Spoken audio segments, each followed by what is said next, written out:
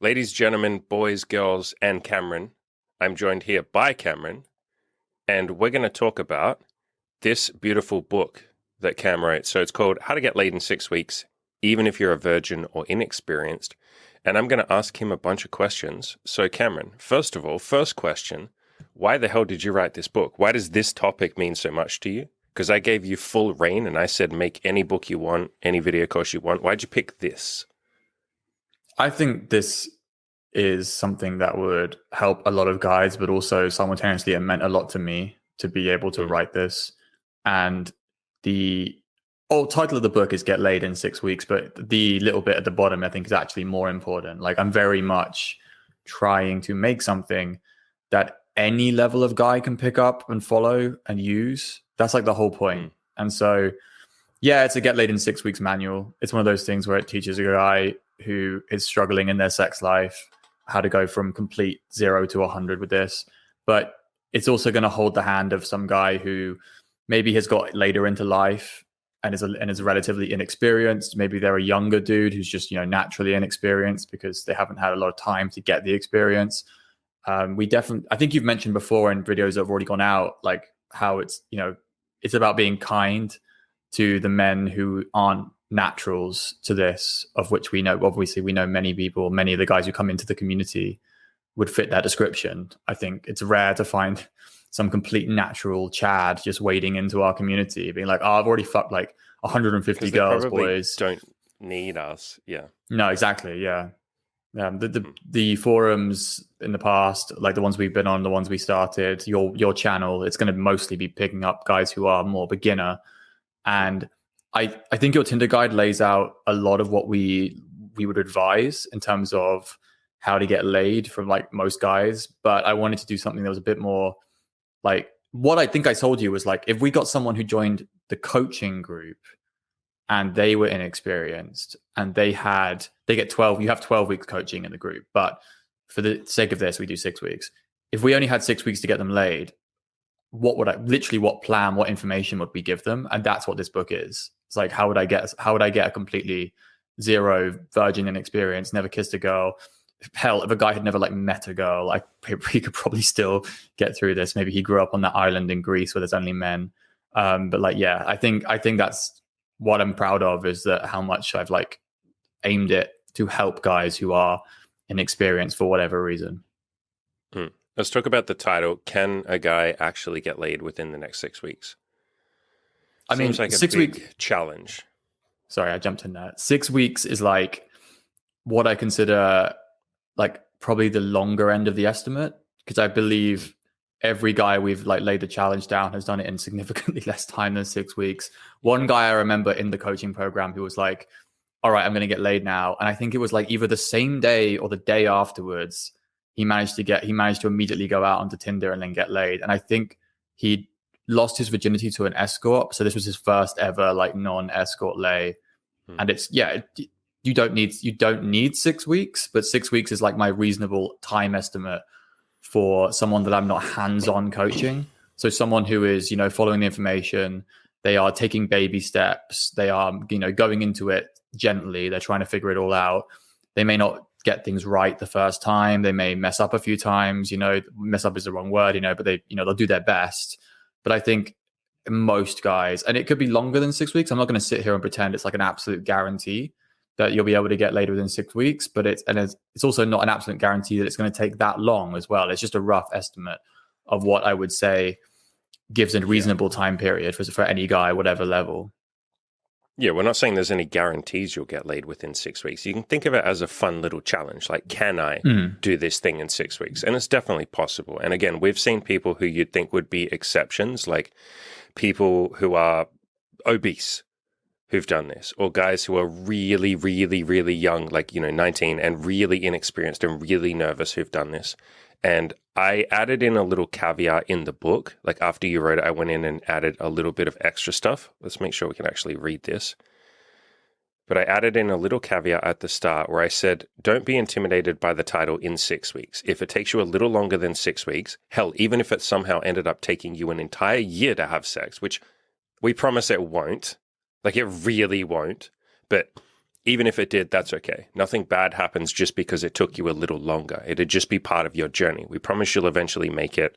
As long as you hang in there, you got this. And I added a little caveat at the end of the book as well, saying basically the same thing. But yeah, don't be put off by the title. Don't be like, oh, fuck, I can't do it in 6 weeks. That's impossible. Or don't try for 6 weeks and then maybe you got really close, but you didn't actually have sex. Don't then go, oh my God, I'm a failure. I didn't make it in 6 weeks. I could see people using the title of 6 weeks, like guys who are feeling a lot of hopelessness around it. I could see them trying for 6 weeks. Maybe they don't have sex, and then they go, see, this is proof that I'm even more of a special case. I'm even more of an incel or a virgin or a loser. I don't deserve, or I'm not worthy. And I guess on that point, is this an idea? Is this a concept of like worthiness or deserving? Like to have sex, do you have to deserve to have sex? Or is it literally just do the freaking steps, take the action? Yeah, 100%. Like it's just laying out the actions that it would take, or that I would recommend a beginner take going down.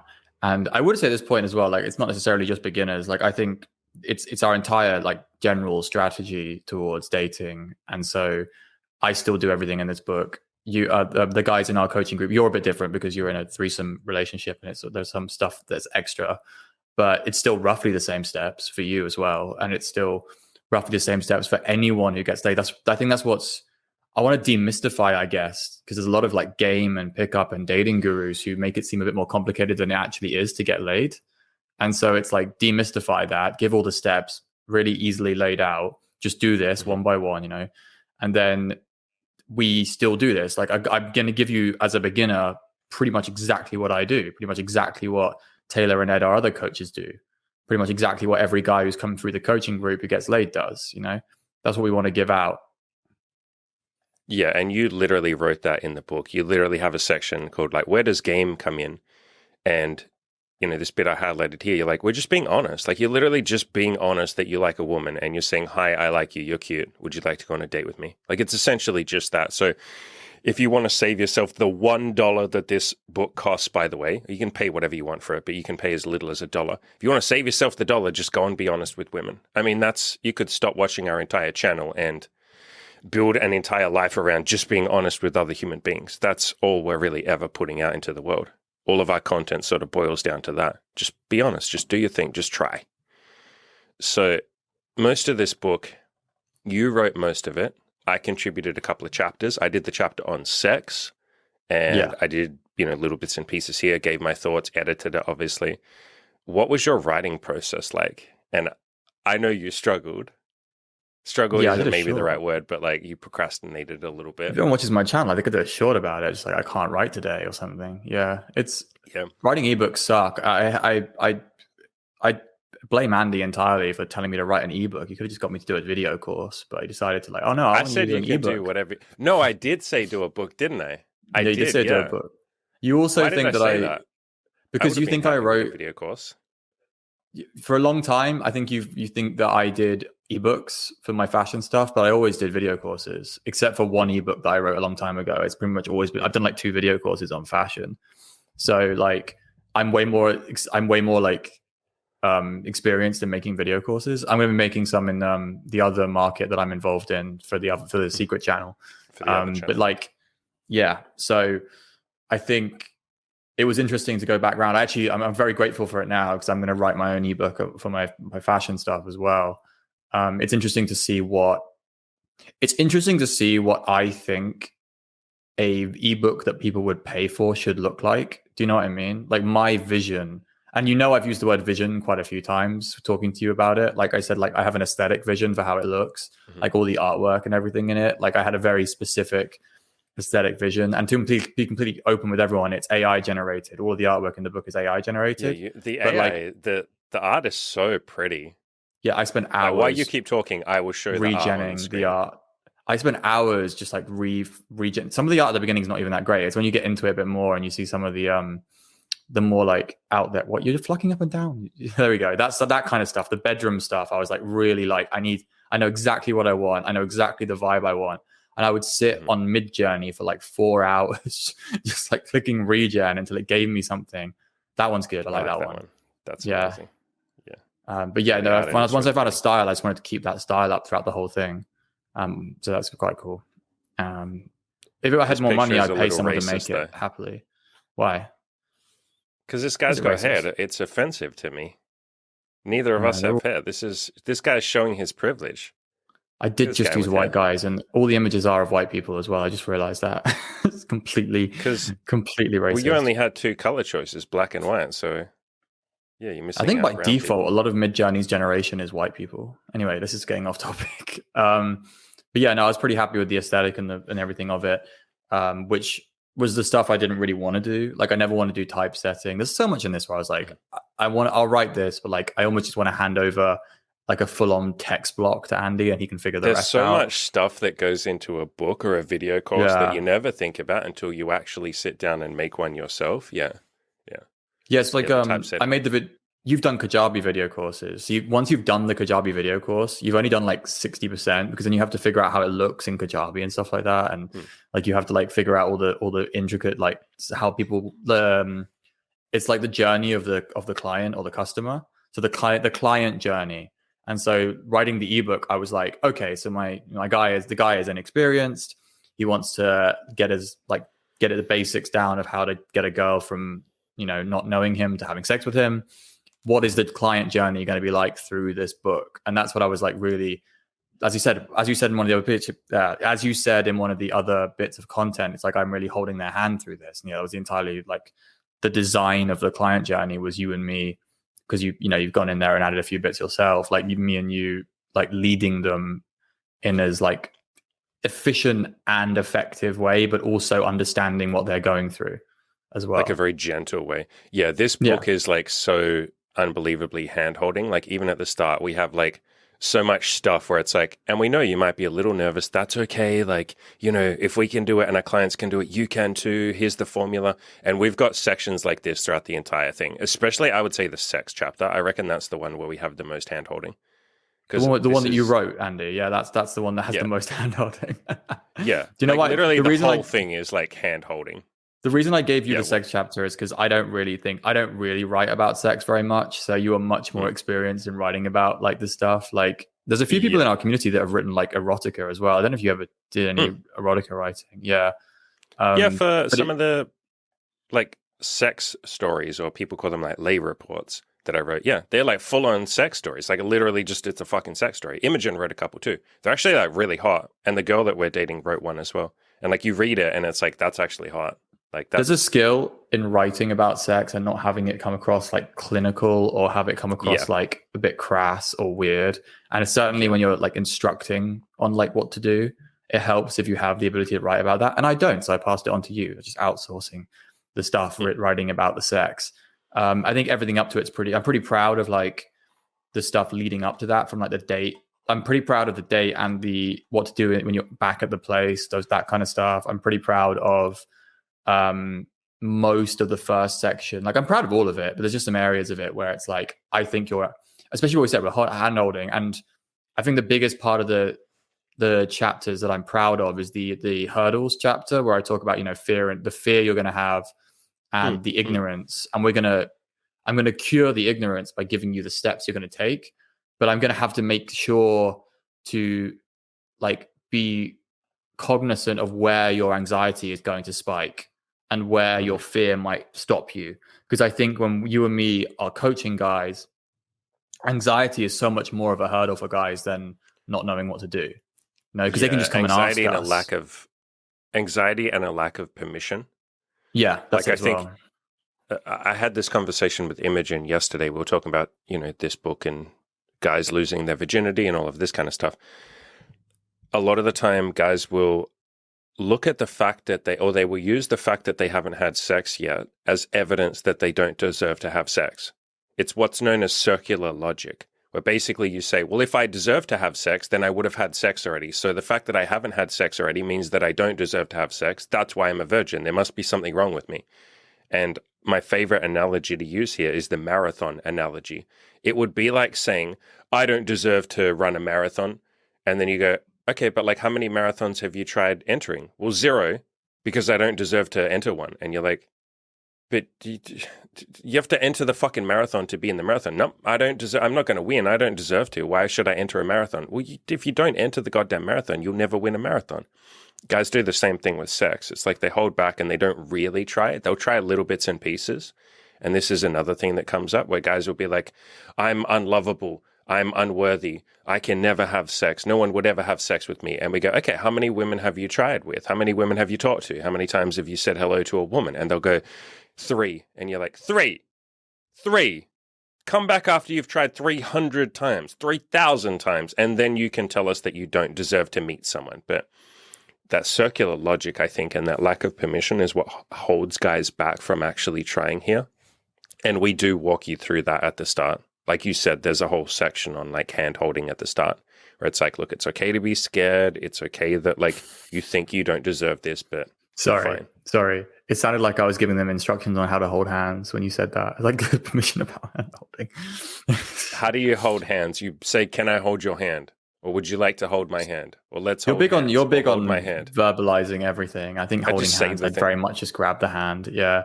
You can reach out and take their hand, and if they pull back, you go, oh, you don't want to hold hands? Like, that's cool. If you listen to Andy, you think you should verbalize absolutely everything. I want to give guys permission to do some stuff without verbalizing. Yeah. They just verbalize everything. I'm just like, some people prefer I think some people are more comfortable non-verbalizing. So I don't mind if they are non-verbal as long as they are reading cues of like, I don't want to go there kind of cues and stuff like that. If she starts punching you and screaming, I don't want this, then you can kind of pull back a little bit and be like, so you don't want this, you know? That's clearly a fucking joke. I'm not getting on board this joke. You're riding the wave of this joke alone. That's a good joke. I'm not getting on board the joke. Consent is a very amusing topic. There's nothing that can't be joked about, in my opinion, including. We put a very good bit about consent in as well. Like I didn't want to not put anything in about consent. I feel like every man's dating journal seems to be missing a section, but also I understand why, because guys don't want to fucking like hear about it. We know, we get it. And like to guys talking to guys, it's just like, we get it. But like, I think we put a bit in being like, we're not going to lecture you, but we respect you as a human adult, that you understand like consent. And then there's also a little bit about, you know, our advice on how to just keep safe on your end. Like, I feel like it's also about protecting yourself. Like because shit can go wrong for guys, like not in a like a false accusation way, but in a literally like someone can take advantage of your boundaries, even if they're a woman. It doesn't mean that you don't have boundaries. And some inexperienced guys won't even necessarily know where their boundaries are as well. And then suddenly a girl just steps right across them, and it's going to be very confronting for you. So we've had a couple of guys in the coaching you've program had that have had that happened to you with the girl with the alcohol, didn't it? Yeah. And we've had a guy in particular. I talked about it with him on the podcast. He came on for an interview, and he'd had some trauma when he was younger, when he was a virgin, and a girl was doing her best, but he had erectile dysfunction and performance anxiety because he's nervous as hell. And she was doing her best, but she was trying really hard to get him hard. And I think she was obviously, you know, believing her own stories of, fuck, I need to make him hard, you know, otherwise I'm, you know, whatever. And she was trying really hard, and she ended up hurting him quite a lot because he didn't know how to say, hey, this hurts, stop. And so she was jerking his dick like way too hard while it wasn't hard, which doesn't feel good. It kind of hurts if you keep going. So yeah, but all of that is like, there's a whole discussion on that. Basically how to ensure that you both have a good time. And, you know, if you don't have a good time, if I've talked about consent a million times, if one of you doesn't have a good time, that's okay. You just talk about it. So we hold your hand through that. Let's talk about what Please stop saying hold your hand, Andy. We're holding them. It's got to be something more manly than that. I've got my arm around. I've got a predator handshake them through this. That's what I'm going to do. I'm going to hold your hand through this next question. What if a guy just wants a girlfriend, doesn't really care about having a lot of sex? Because this guide is, you know, you called it how to get laid in 6 weeks. What if a guy's like, I don't give a shit about getting laid. I just want to have a girlfriend. Okay, so do you not want to, confused. I would say that these steps work for getting a girlfriend. I don't know why. I've never felt like any of the get laid stuff. I understand if you're looking at like, I guess, night game pickup artists or something like that and thinking like maybe the stuff they do wouldn't necessarily lead me to finding a girlfriend. I don't believe that's necessarily true. I think go through everyone who's met their wives and girlfriends and ask them stories. You'll find plenty of guys who met girls in bars who've been very happily in relationships. I know quite a few. You'll find plenty of guys who happily found girls through online dating. I don't think the process to getting to a girlfriend is different from like what we suggest. I think too many guys have met girls in our community, and we've lost guys. I always think that was like the guys who hang around are single are usually like eternally single and non-monogamous. But then you have to consider the guys who have just like dropped off the community because they found a girl and never really came back. So it's like it's one of those things where I defend the way we, find sexual partners as being perfectly viable for finding a girlfriend too. All you do is at the end, you just see her and don't go off and repeat the process again. I think that's very, very simple. It's like a really simple fix. Yeah, follow the steps basically, and everything's the same. We even talk about at the end, we have a little section about like what to do after you have sex, like if you want to build a relationship. Like that's and Andy has tons of content on that. Like if you want to move on to the content stuff, like relationship stuff, just check out Andy's relationships YouTube playlist. I think you've got one, and then that will basically playlist. Yeah. So consider the ebook to be the launch pad into that playlist if you want, or if you want hands-on help from Andy from dating and stuff like that, you could come into the group for coaching with an eye towards building a relationship if you want to. We've had people come in relationships and build their relationships. Tons of people. Stronger. Yeah. Yeah, on my YouTube channel, I have an entire playlist. There's like 35 videos in there on relationships, like everything I've learned. I've been with Imi, my girlfriend, for like almost 6 years at this point, and this is everything we've learned so far. But yeah, I think there's this sort of, people make it binary, or maybe I phrase it like this. People make it binary. They're either like get laid or casual sex. Let's just use either of those phrasings, get laid or casual sex, and women do the same thing.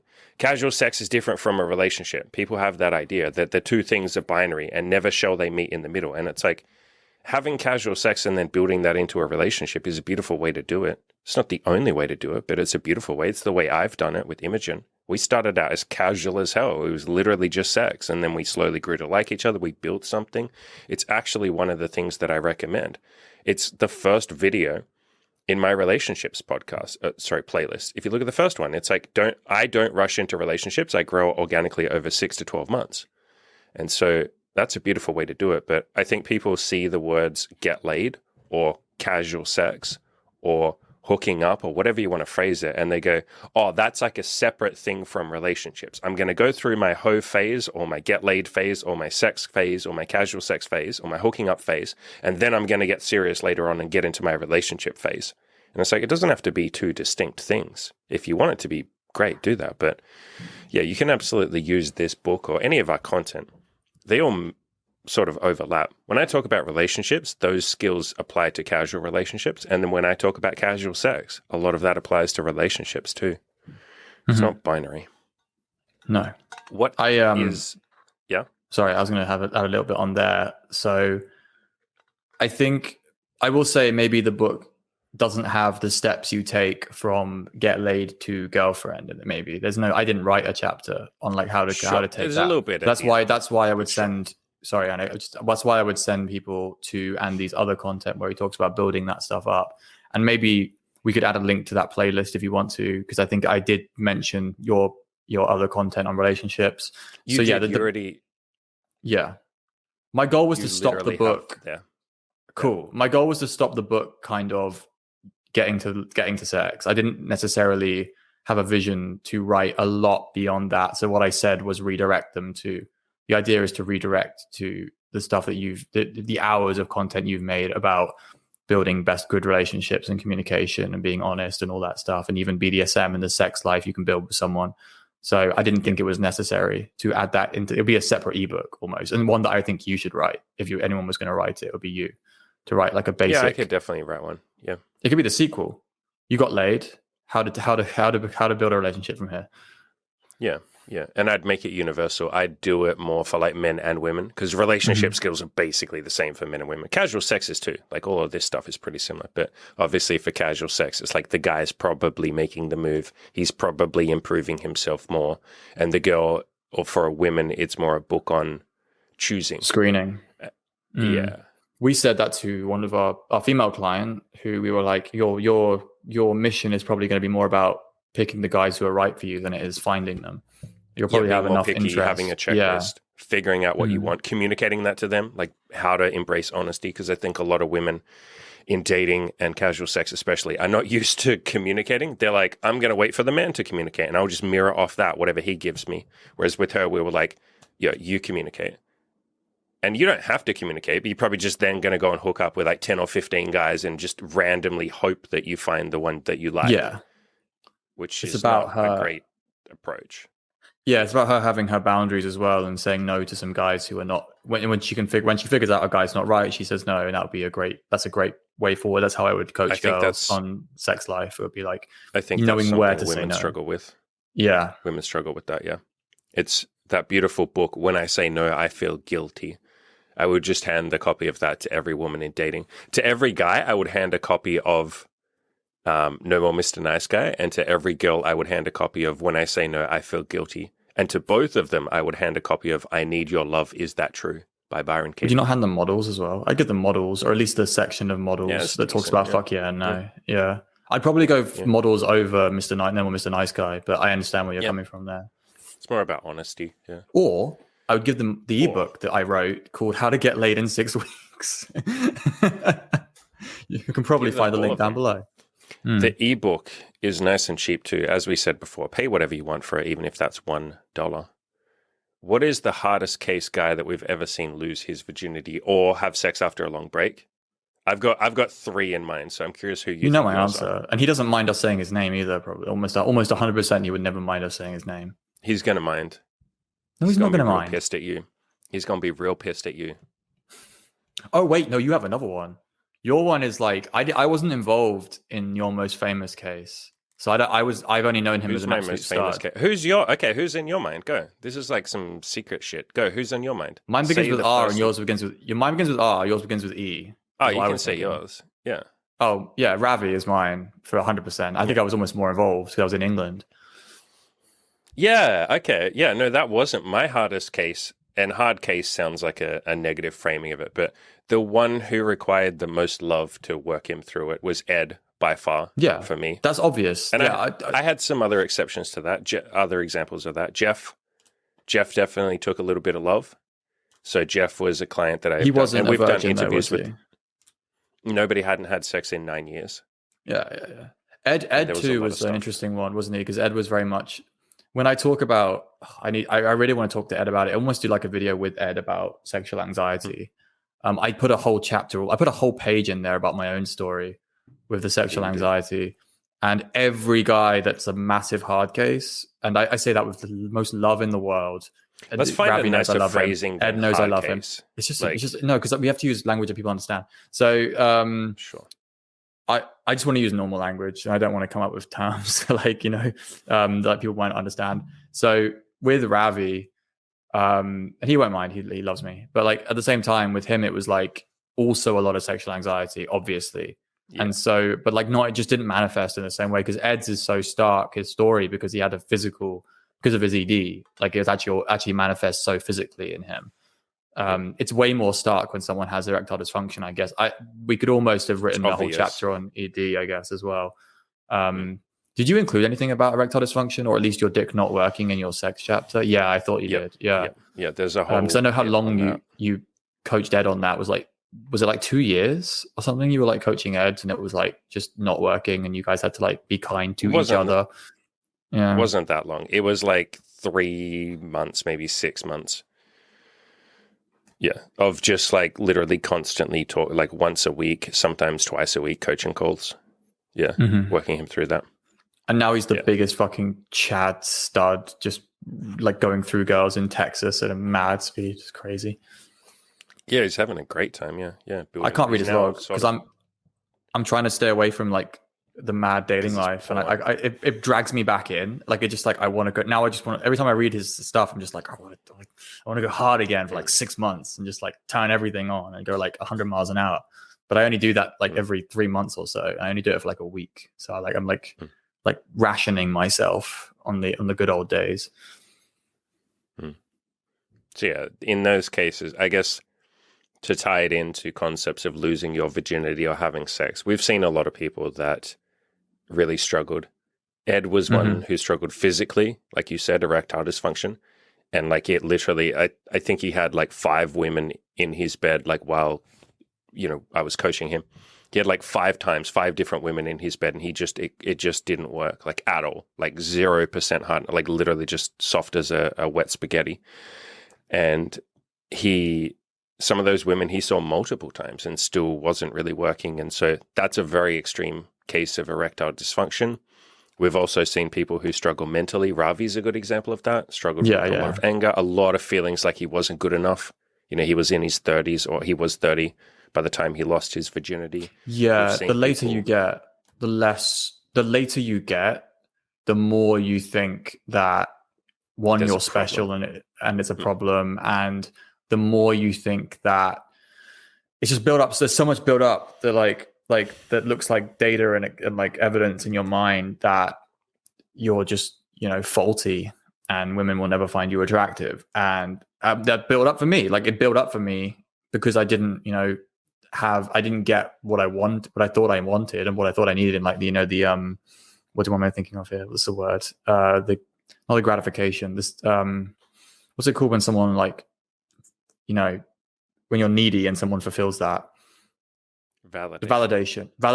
Yeah, I wasn't getting. When you have zero validation, and like in the early days, it actually could be a good thing because you don't. Your ego is like negatively. You have a massive ego in a really negative way, and so a little bit of validation might actually be a good thing for someone in that situation because it will bring them back more towards neutral ego, and so in that situation, the longer you go without that validation, the more that like negative ego builds up, the more it's like telling you, it's like, there's nothing you can do. You're special. They're not going to be able to help you. The people who claim they're not going, there will be people watching this being like, they're scammers. They can't help me, whatever, even though we're giving this away for like no money, like whatever, like you don't have to take anything. You don't have to buy anything from us. If you want to refund $1, Andy will be happy to refund you like $1. It's not even a problem. Yeah. Like, don't buy anything from us. Just use this for your life. I'm not going to advocate for it because it is a little bit of you wasting my time, but I'm okay with that. You could literally buy the book and then send me a fucking email and say, can I have my $1 back? And then you can have the book for free. I also put in the video course that I did, like the separate video course, and I'll say the same for the book. If you really can't fucking afford it, then get a little bit of hustle about you and find someone else who's bought it and email them and say, can I please have the book for free? Like, I'm fine with that. I'm not going to cry because you stole my fucking ebook. Like, I want the ideas to go to people that need them. So I'm happy. You basically find ways to have. Yeah, you can find ways to have this shit for free. But I understand virginity and guys that call themselves incels or guys that call themselves a hard case, which is why I didn't want to use that phrase. I know. I think because I'm trying not to reinforce the mindset or the identity that people put late on virgins, the label. You can say late virgins or late bloomers. I like the word late bloomers. I think I wanted to do a video with you talking about being a late bloomer because I know you were as well. Yours is a peculiar story to me because you had a lot of lays, but you claimed they were all unattractive, and so I feel like you didn't count any of them almost. You were just like, none of these count. I hurt myself a lot with a lot of the sex that I had in the early days. I very much had a sex addiction. I was super depressed. I was unhappy. This is when I was suicidal, and I was cheating on a girlfriend that I had at the time, and I cheated, I don't know, like let's say 50 times. I lost count of how many times. And it was just this disgust. It felt very filthy and vile. Like I told all these labels about what it was. It's filthy, it's vile, it's disgusting. Like I would meet them in like public parks at night. I'd just have sex in cars. Like it wasn't a nice time. And most of the women that I met were not in a happy place. Like we met off like Craigslist and places like that back when there was casual sex on Craigslist. It wasn't glamorous. It was not nice. And afterwards I would hate myself and I'd swear I'm never going to do this again. Like, what's wrong with me? I'm a piece of shit. I'm cheating. I'm sick. I'm fucked up. And then 3 months later, like you do it again. And yeah, it's just not a glamorous time in my life. So yeah, I was saying to you, back on the patterns. Sorry. Yeah, go. I was going to say, like, I was looking at the patterns and stories of other people we look up to. Lots of guys who are into dating coaches we looked up to back in the day. A lot of them were late bloomers. Like it's quite a common it's quite common because you have to, I think, to order to come to any information online about dating, you need to have gone through some struggle. And I think a lot of guys, their struggle was compounded by their anxiety, and that tag of being like a late stage virgin or whatever was building up. That tag of being a hard case was building up, and that's what, drove them to actually go and find some more information about what guys are doing to succeed. And I think you see that a lot in the marketing generally of like dating gurus, is like, I was the nerdy kid who didn't get anything, and now that's very, very common. And it's very, very common for guys who want to help other guys. Like, my desire to help other guys is, in this book especially, is just driven by understanding like how shit it felt to be then that late virgin, late bloomer stage. Yeah, it sets you up to help people with that. And I would like to underline that if anyone feels like they're a hard case, or they think they're hopeless, or they're like, I'm unlovable or I'm unworthy, and we say the same to any women that happen to be listening right now. If you feel like with relationships or something that you're unlovable or unworthy, you're really fucking not.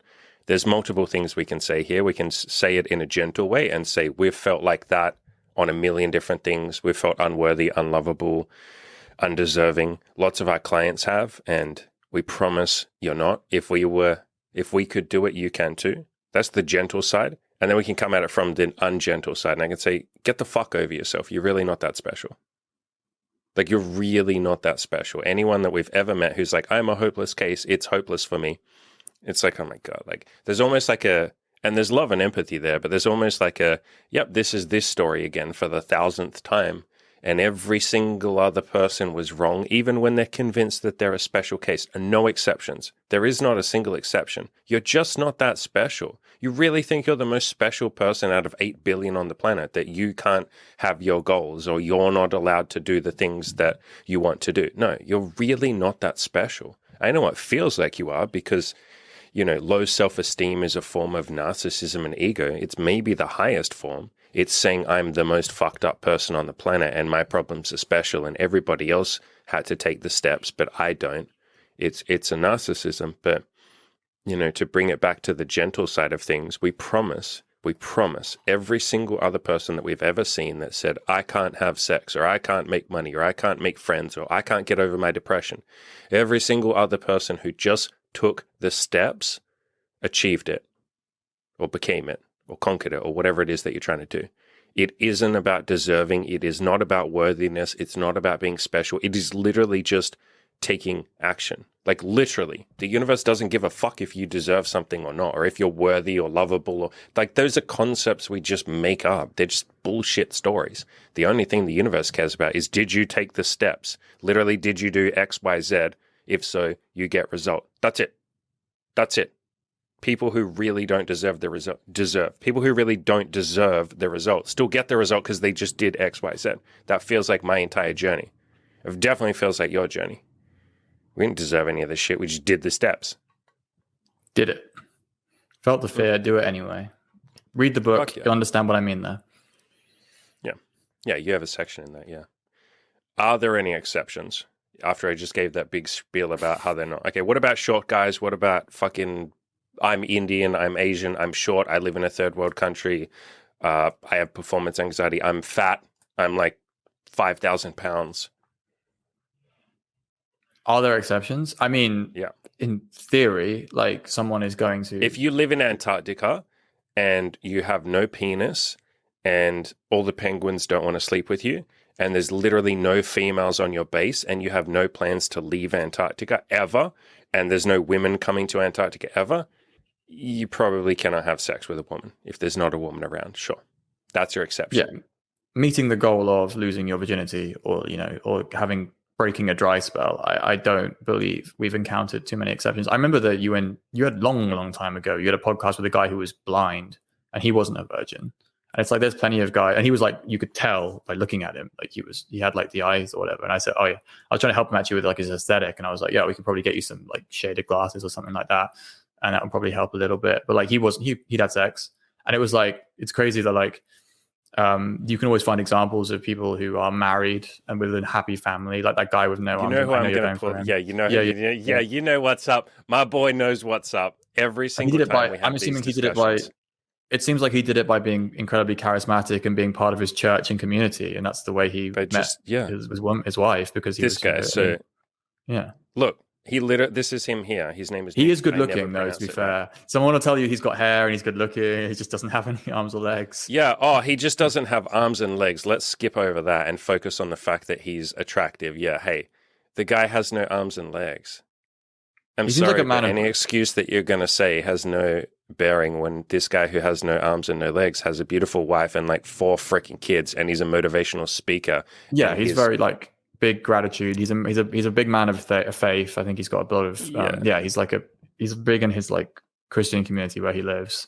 He's clearly there are people an impressive person, obese. Regardless. If you look up like my 600-pound life, where people weigh like over 600 pounds and stuff, almost all of them have a partner. Yeah, Boogie had a partner. That dude, at his biggest, he had like a wife, didn't he? Do you know? Do I know the backstory about it? I know it's horrible. I know there's a lot of horrible shit that happened to him, but no. But do you know? Have you seen his current girlfriend? Yeah, because he's rich. He's on YouTube. That's the point. Like, and so there's no excuses. So. And it might seem like we're singling out people here. We're like, this guy shouldn't have a girlfriend. No, we're saying the opposite. But like, the point is, there's literally nobody who's like an impossible case. You might be a little bit of a challenge, like not you, but like it might be harder. It might take. We always say it's harder. Harder doesn't mean impossible. It might take some steps. I always say harder doesn't mean impossible, and harder just because you're harder than someone else. Like you don't think Andy and I look at guys who are like significantly better looking than us, and like have never felt jealousy towards that way. Like jealousy always travels like up is the way I would describe it. The people you're jealous of have people they're jealous of. Even the most successful people in the world will have felt jealousy towards someone else who has the thing that they don't have. It's an insidious feeling. Yeah. So it's like one of those things where, for sure. Yeah, it's one of those things where like it's just, again, that's an area where you're not special. I'm sorry. Like it's harder, and I will acknowledge when it's harder, and we acknowledge in the book where it's harder for some people. You know what I mean? It's just harder for some people. I'll never lie to someone and say it's not harder. I'm just not going to accept impossible. I just don't think that's true in our experience. And Mandy and I have a lot of experience. Understand this is not coming from like 2 guys spitballing on Reddit. It's coming from 2 guys who've been coaching for literal years. And like have coached guys who claimed impossible and then made it, you know. And it's just, I'm sorry, what you're saying to me is bullshit. If anything, I think we've built a platform, we built a community on helping the hard cases. I think it's kind of part of our community. Cases. What are we going to say instead of hard cases? Can we come up with a word now? People who might need to try a little bit harder. Need more help. Yeah, people who need more help. People who might need to. This is turning into like you know when they have disabled people or whatever, and they call them special needs. I feel like that was worse than calling it like. Do you know what I mean? We don't want to make it worse than what it was before. You want to like have it. I like the idea. I think guys like the word hard case because it sounds a bit tougher. Yeah, but my problem with it, or the reason I'm trying to avoid it, is because people identify with it. They say, see, I'm a hard case. And then they say the word hard case, but what their brain actually internalizes is impossible case. And that's what we're trying to get across here. Hard is not impossible. Difficult is not impossible. If it's hard, then try harder. And so you get people asking, I'm seeing a common question of juice worth the squeeze. People as well who are like, I don't think the juice is worth the squeeze. And it's like, okay, you can do what you can do. We would say do what you want. Do what you want then. Yeah. Like honestly, like don't come in the comments and lie about what you want then. That's what I would say. Like the juice is clearly worth the squeeze if you're commenting on a video about getting laid as a virgin. Like it clearly is. Yes. Like, and you're going to come back to it in a couple of years and be like, I could have just been putting effort in for the last 2 years. Yeah. I think we can give the caveat here. This flows through all of our content anyway, but we'll add it in just one more time. If somebody watches all of this, please don't feel pressure to have sex or lose your virginity or get laid or have a girlfriend or have a boyfriend or what. Like, we're never telling you what to do. If you really didn't want to have sex, or if you're a virgin and you're like, I can't be bothered losing it, then beautiful, great. Like, we're very happy for you. We don't want you to do something you don't want to do. So yeah, it is funny that people will misinterpret, or they'll take something and go, you know, are you saying that I have to go and have a lot of sex, but it's not worth the squeeze? Then don't. Focus on other things. Play video games if you want to. We just want you to be happy at the end of the day. We want you, and if you don't want to be happy, then we don't want you to be happy. We want whatever the fuck you want. Anyone that wants to follow politics doesn't want to be happy, I've discovered lately. I can say two things there. I can say they simultaneously want to be happy, but they also enjoy the dopamine hit from being unhappy. Yeah. There's a payoff. Yeah, they enjoy There's the a anger very dopamine. big payoff. Yeah, there's a very big payoff from unhappiness. And in order for you to jump up to the next level of like the hierarchy, so to speak, to jump up to a happier state or a more peaceful state, you do kind of have to let go of that payoff. Like there is a letting go. There's a surrendering. There's a shedding of the payoff. Because I used to go through that too. I used to get very angry about the red pill stuff, about feminism, about government. We can circle this back to like guys getting angry. Like they watch stuff like this because they want to get angry at us telling you that you can do it. I have seen this. You see this from incel kind of things online. Is they'll hunt down videos from dating gurus, people telling them basic steps, stuff like that, and they hate watching it on purpose. That like to be able to feel the anger of feeling like someone is trying to like lying to them or whatever. And maybe I don't have the answer for breaking through to these people, and I much prefer your approach of we are only here to serve the people who want to be served. Oh yeah, I mean? I'd never force my help on someone who doesn't want it. I don't think that's a kindness. Exactly. I don't think that's kind for me to sit here and say everybody can do it. My first question is always, do you want me to help you? You can see, look, I probably won't pull up an example because I don't know if that's a kindness, but on a recent video, any of you will be able to find it. It's from like a couple of weeks ago or a week ago. Basically, a guy came in and wrote like, multiple paragraphs saying, it's too late for me. It's easy for all of you to have sex. It's too late for me. I'll never do it, blah, blah, blah, blah, blah. And my very first reply to that, what I used to do is I would get in there and motivation and be like, come on, man, you can do this, like blah, blah, blah. Okay, come on. Now what I do is I say, what would you like from me or the community? Like literally that's my go-to reply to people now. I'm like, what would you like? Well, how can I help? But I don't even like the phrasing, how can I help? Because that implies that they want my fucking help. So I'm just like, what would you like from me? And sometimes they say, can you just tell me that I can do it? And I'm like, all right, I'm going to give that to you. Or sometimes like this particular commenter that I'm thinking of, he basically said, I don't want anything from you. And I was like, hey, man, I'm not going to convince you of something that you don't wish to be convinced of. I don't think that's kind. So sending love your way. Awesome. Like, that's it. So my first step is always basically, do you want me to do this? I do the same on my calls where I'm figuring out if someone wants to sign up for coaching, the free calls that I do. If they look like they're kind of on the fence about coaching, I will literally say, would you like me to push you right now? And sometimes they think about it and they're like, nah, I don't really want you to. Sweet, cool, I won't. Sometimes they're like, I think I want you to talk me into it. And I'm like, cool, how would you like me to do that? And then they're like, oh, okay, I guess can you just reassure me that I'm going to make it and that this is a smart investment? And I'm like, yeah, let's talk through that. What would a smart investment be to you? What would a dumb investment be to you? And I basically walk them through that process. But starting with that feels like the nicest way to sort of, listen to the actual fucking person and see what they want.